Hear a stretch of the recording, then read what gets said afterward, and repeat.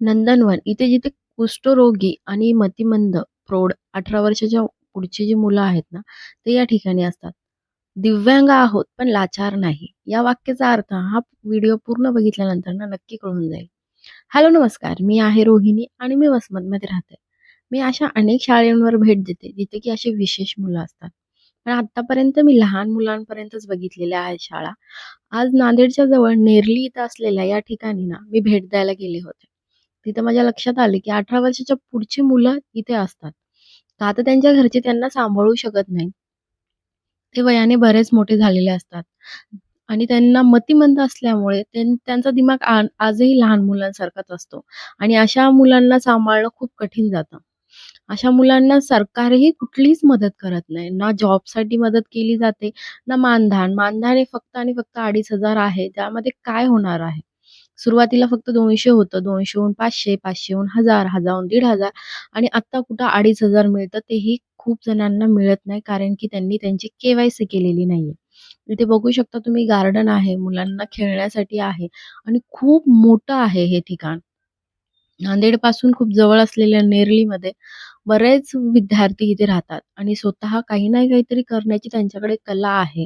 तुम्हाला मी पुढे दाखवतेच. हे सुद्धा एवढं सुंदर आहे, हे त्यांनी स्वतः बनवले. इथे राहण्याची विशेष सोय आहे. त्यांना खाण्यासाठी, राहण्यासाठी उत्तम सोय आहे आणि तिथे खूप छान लोकही आहेत त्यांची सेवा करण्यासाठी आणि इथे प्रत्येकाकडे काही ना काहीतरी कला आहे, जी की तुम्हाला आता मी दाखवणार आहे. कोणी हातकामाने इथे चटई वगैरे तुम्हाला वाटू शकेल का?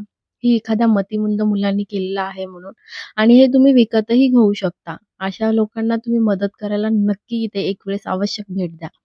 आणखीन इथे फुलाचे गुलदस्ते पण केलेले आहेत. त्यानंतर टाकाऊ वस्तूपासून बऱ्याच टिकाऊ वस्तू केलेल्या आहेत. बांबूचा एक खूप चांगला उपयोग केलेला आहे आणि हे ब्लाउज पीसपासून बनवलेले फुलं आहेत, जे की मार्केटच्या फुलांपेक्षा तुम्ही जर इथून घेतलात ना, तर ह्यांनाही मदत होईल आणि ह्यांनाही प्रोत्साहन होईल. तुम्ही ते दिवे बघू शकता. हे दिवे सुद्धा त्यांनी डिझाइन केलेले आहेत आणि खूप सुंदर. इथे दुरण, वाटी नंतर बऱ्याच गोष्टी आहेत, जसं की चटई वगैरे, घरामध्ये लागणारं डेकोरेशनचं सामान हे स्वतः हाताने बनवतात आणि तेही अशी मुलं बनवतात की तुम्हाला ह्या वाक्याचा अर्थ आता कळाला असेल. दिव्यांग आहे, पण लाचार नाही. म्हणजे स्वतःच्या जीवावर आणि स्वतःच्या कृतीने काही ना काहीतरी करून दाखवण्याची जिद्द आहे. मी बरेच विद्यार्थी इथे पाहिलेत. व्हिडिओ सगळ्यांचा नाही घेता आला. सगळेजण जेवायला गेलेले होते आणि तुम्हाला हे खूप मोठं ठिकाण आहे इथे. तुम्हाला इथे जर बर्थडे, कुठलं सेलिब्रेशन, कुठल्या समजा कोणाचे आई-वडील वारले, त्यांचं जेवण वगैरे द्यायचं असेल ना, तर हे एकमेव ठिकाण खूप छान आहे. नातेवाईकाला जेवायला देऊन काय फायदा आहे? नाव तर ठेवणारच आहेत. मग ह्या ठिकाणी तुम्ही दानधर्म केलात.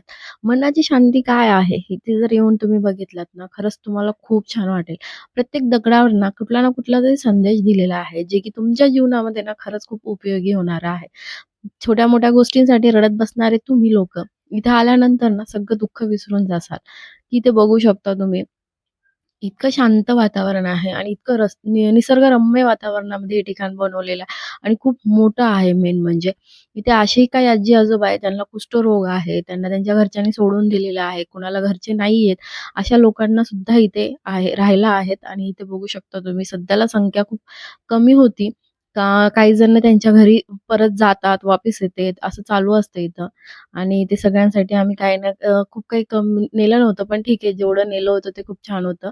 आम्ही आमच्या एका पाहुण्यासोबत मी गेले होते आणि मला हे पर्सनली ही जागा माहीत नव्हती आणि मला खूप छान वाटलं. त्यांनी मला घेऊन गेले होते आणि ते माहिती आहे इतकं सिस्टमॅटिक वगैरे त्यांना मी सांगत होते, की जर कुणाला हात, पाय नसेल, तर माझ्याशी कॉन्टॅक्ट करा. मी त्यांना फ्रीमध्ये इथे हात आणि पाय सांगेल. तर तुम्हाला माझे व्हिडिओ कसे वाटतात आणि माझ्या व्हिडिओच्या माध्यमातून खरंच तुमची कुठली हेल्प होते का?